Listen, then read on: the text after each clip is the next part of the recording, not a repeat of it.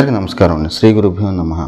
దశావతారాల్లో modern ఆస్పెక్ట్లో, modern థింకింగ్లో ఒక్కొక్క అవతారం మన పర్సనాలిటీ డెవలప్మెంట్కి ఎలా పనికొస్తుంది, అసలు పురాణాల్లో చెప్పిన కథని మనం ఎలా అర్థం చేసుకోవాలి అనే యాంగిల్లో పిల్లలకు, యూత్కి పనికొచ్చే విధంగా చెప్పుకునే క్లాసులు అండి ఇవి.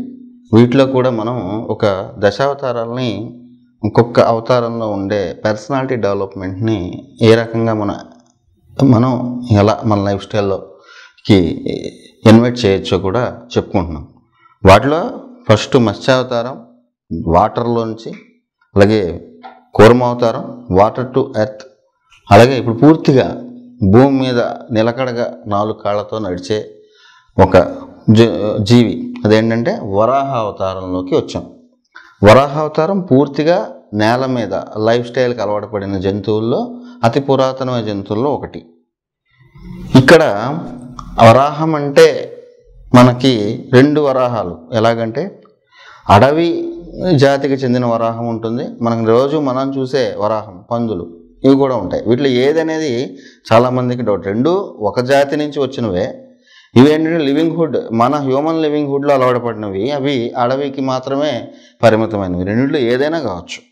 ఇప్పుడు ఈ వరాహ అవతారానికి మూలం కూడా ఏంటంటే ఫస్ట్ మత్స్యావతారంలో మనకి భూమి ప్రళయకాలంలో కొన్ని లక్షల ఏళ్ళు అలాగే భూమి ఉండిపోయిందనమాట. అక్కడ ఏం జీవులు అంటే మనం మనిషిగా ఎవల్యూట్ కావడానికి చాలా లక్షల సంవత్సరాలు పట్టినట్టుగా పురాణాలు చెప్తాయి.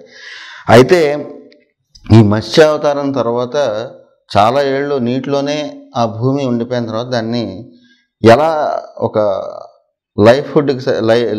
లివింగ్ హుడ్కి సరిపోయినట్టుగా ఎలా దాన్ని చేయాలి అనేది ఒక ఆలోచన వస్తుంది బ్రహ్మకి. అప్పుడు విష్ణుమూర్తిని ఆయన అడుగుతాడనమాట. ఇదంతా వరాహ పురాణంలో ఉండే ఒక చిన్న కథ. అడుగుతాడు విష్ణుమూర్తిని. అడిగితే అప్పుడు ఆయన వరాహ అవతారం అంటే శ్వేత వరాహం అంటే తెల్లని వరాహ అవతారంలో అవతరించి ఆయన తన కొమ్ములతో నీటిలో మునిగి ఉన్న భూమిని లిఫ్ట్ చేస్తాడనమాట.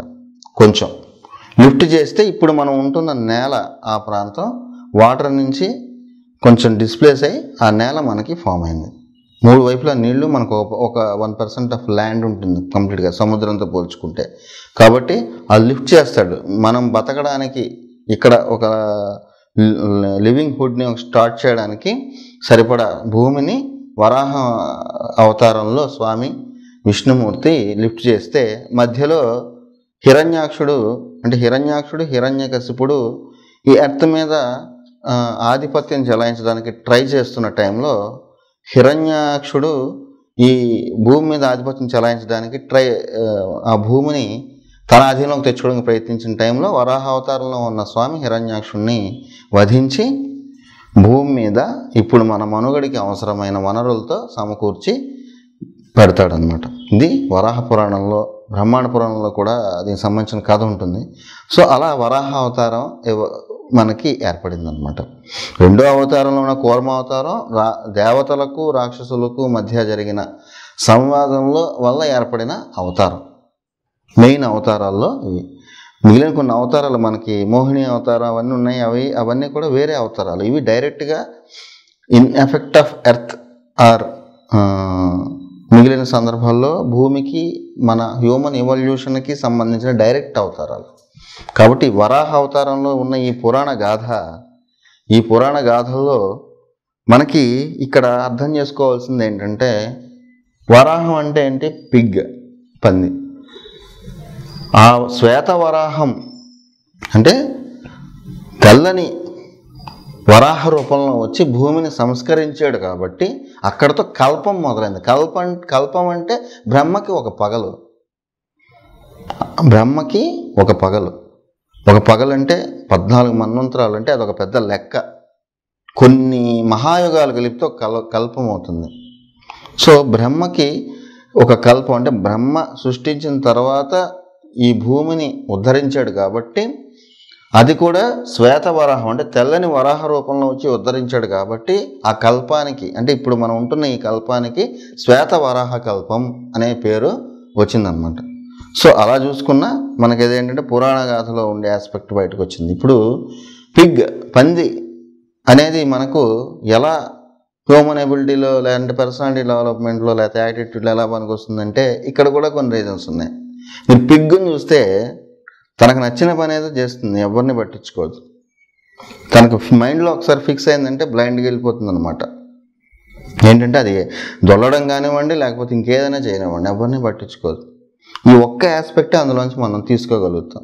ఏంటంటే మీరు ఏదైనా మైండ్లో ఒక గోల్ ఫిక్స్ అయితే ఇంకెవరిని పట్టించుకోకూడదు. ఫస్ట్ ఆ గోల్ వైపు మనం వెళ్తున్నామా లేదా అనే ఒక్క విషయాన్ని మాత్రమే పట్టించుకోవాలి.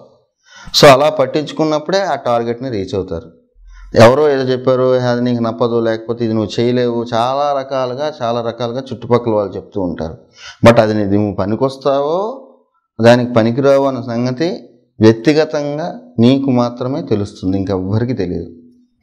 గైడెన్స్ ఇచ్చేవాళ్ళు ఇలా చేయి అలా చేస్తే బాగుంటుందని చెప్తారు, కానీ వాళ్ళు చెప్పేది నీకు బాగుండకపోవచ్చు. అలాంటి కండిషన్లో మనం ఇంకొకరి మాట మీద ఇన్ఫ్లుయెన్స్ అయితే మన గోల్కి సపోర్ట్ చేసే వాళ్ళ సంగతి కాదు నేను చెప్పేది. మన గోల్కి నువ్వు పనికొస్తావో లేదో అని చెప్పేవాళ్ళ సంగతిలో ఆలోచిస్తే అది డెసిషన్ మేకింగ్ అనేది నీ దగ్గరే ఉండాలి. ఆ స్ట్రైట్ ఫార్వర్డ్నెస్ అనేది మనం వరాహం నుంచి నేర్చుకోవచ్చు. అది చాలా కాన్ఫిడెన్స్గా ఉంటుంది. అది బురదలో పొరిలినా సరే చాలా కాన్ఫిడెన్స్గా పొరులుతుంది. అంటే యాటిట్యూడ్ పరంగా స్ట్రైట్ ఫార్వర్డ్, ఎవరేమనుకున్నా పర్వాలేదు, నేను అనుకున్న గోల్ మనం రీచ్ కాదు. సో ఆ గోల్ రీచ్ అయ్యే దాంట్లో కాన్ఫిడెన్స్ బిల్డప్ కోసం ఈ వరాహ అవతారం అనేది ఒక ఇన్ఫ్లుయెన్స్ చేస్తుంది మనకి. సో కాన్ఫిడెన్స్గా వెళ్ళిపోయే మనకేంటి చాలా రకాల కాన్ఫిడెన్స్లు కావాలి. చుట్టుపక్కల ఏదో చెప్పారని వినేసి మన యాటిట్యూడ్స్ని మార్చేసుకుంటే మనకంటూ ఒక క్యారెక్టర్ ఉండదు. ఒక క్యారెక్టర్ని బిల్డప్ చేసుకోవాలి. ఆ క్యారెక్టర్ని బిల్డప్ చేసుకొని ఆ క్యారెక్టర్ ద్వారానే మనం ముందుకు వెళ్తూ ఉండాలి. అలా వెళ్ళిన వాళ్ళే సక్సెస్ అయ్యారు, అలా వెళ్ళిన వాళ్ళే టాప్ పొజిషన్లో ఉన్నారు. సో పర్సనాలిటీ డెవలప్మెంట్లో భాగంగా ఈ వరాహ అవతారం నుంచి మనం నేర్చుకోవాల్సింది అంటే కాన్ఫిడెన్స్, స్ట్రైట్ ఫార్వర్డ్నెస్.